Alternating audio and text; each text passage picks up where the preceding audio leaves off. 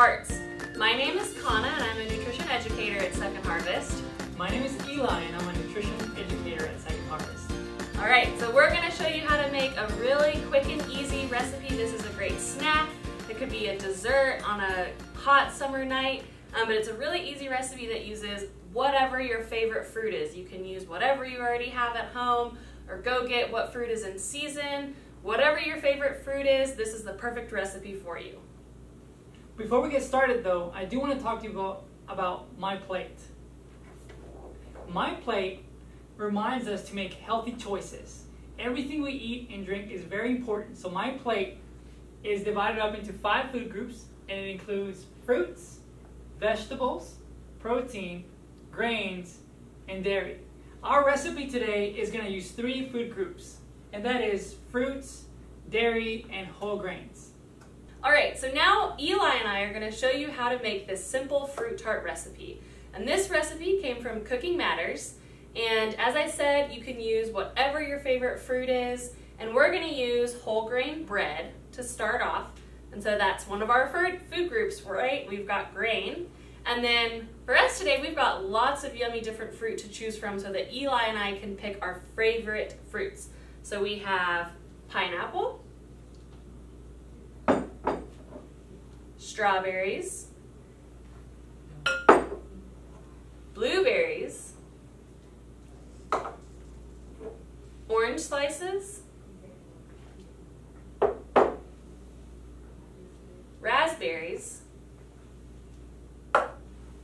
and lastly, kiwi. Okay, so the first thing that you're going to need to do with this recipe is go ahead, before you get started, just take out your cream cheese, and you're going to want to leave that on the counter so it can get kind of soft and room temperature. So we've had our cream cheese sitting out on the counter and it's ready to go. And then the second thing you want to do before you get started is go ahead and preheat your oven to 350 degrees Fahrenheit. And kids, if you're doing this recipe at home, you might need some adult supervision, but a lot of the recipe you can do on your own.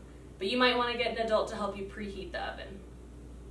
Alright, so the first step is that we're going to take our toast, this is just our bread, a regular slice of bread that you'd make sandwiches with, and Eli is going to cut the crust off of it. And so again, this is a fruit tart recipe, but it's a healthy spin of your normal fruit tarts. So instead of having like a pie dough or a pie crust that would be in a traditional fruit tart, we're going to use a slice of bread to act as our tart crust. And this also makes it a lot simpler and way quicker than making pie dough from scratch. Yep.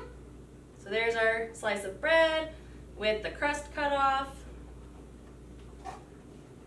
And then the next step after Eli cuts the crust off is that we're going to flatten the slice of bread.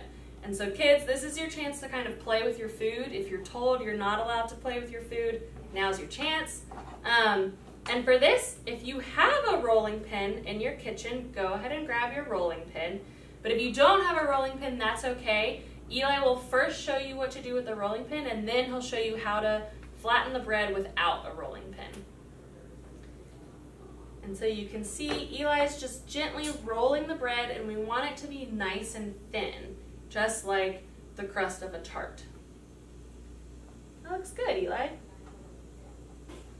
I'll take that, and then we're just going to place it on our baking sheet. Oh, do this. So if you don't have a rolling pin, right, Eli? You can use a glass instead. That's right. Yeah. And you could use a glass, a water bottle, anything that's kind of round like a rolling pin. And it only takes a couple seconds, so don't worry if you don't have one of these. Okay, so now we have our flattened bread slices. So you can see they're pretty thin, and we're just going to put them on a baking sheet like so and put it in the oven and let it bake for 10 minutes. So while your bread is in the oven toasting, we're going to make a little cream cheese mixture that will be the base of our tarts. So to make this cream cheese mixture, you're going to need cream cheese, of course, and we're using a low-fat cream cheese, which is your healthier dairy option, is to get low-fat dairy products. And then we have some skim milk, honey, and vanilla extract. So really simple. And so Eli, to make our cream cheese mixture, we're going to use 4 ounces of cream cheese, and that will just go directly into the bowl. And since we set our cream cheese out on the counter and let it get to room temperature, it's nice and soft, which will make it a lot easier to mix in our other ingredients. I'll take that. All right. And then in this cup, we went ahead and measured out 1.5 tablespoons of skim milk, and that'll get added into your bowl. And now you'll just want to whisk those 2 ingredients together.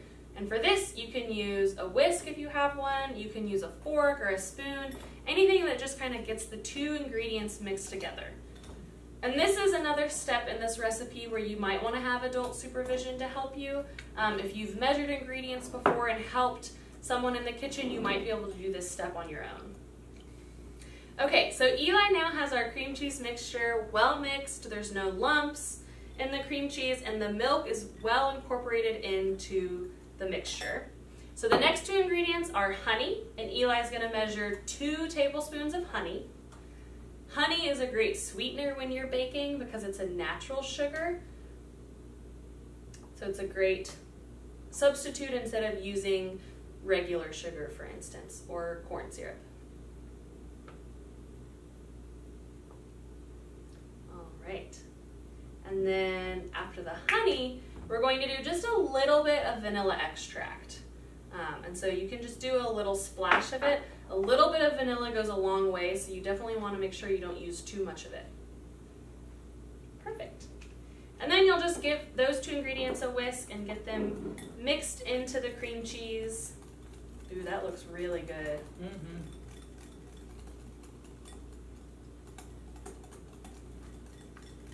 All right, and now it kind of looks a little bit like icing now, but it's much healthier than frosting or icing. But that's kind of the consistency you're going for, is like cake icing. All right, thanks Eli. You're welcome.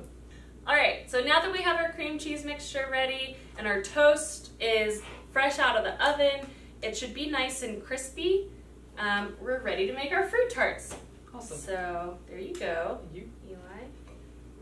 Actually, we'll each make 2. Okay. And so as I said, you're going to use the cream cheese mixture as kind of the base of the fruit tart.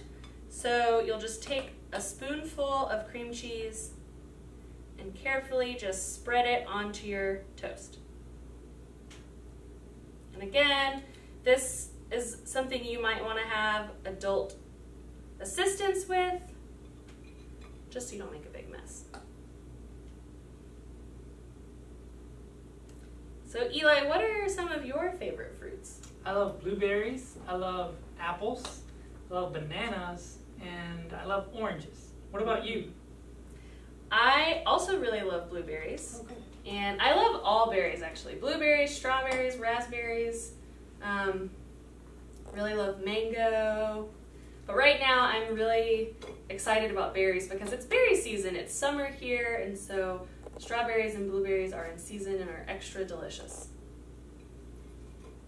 There you go. All right, so now we have our tarts covered in the cream cheese mixture. And now this is the really fun part. So as you can see, we've got all of our fruit set aside in little bowls, and you can kind of make food art now. So we said you get to play with your food a little bit if you want to. Use whatever your favorite fruits are. You can just use 1 fruit, you can use 5 fruits, whatever you have, and feel free to make a little design or make a face on your fruit tart.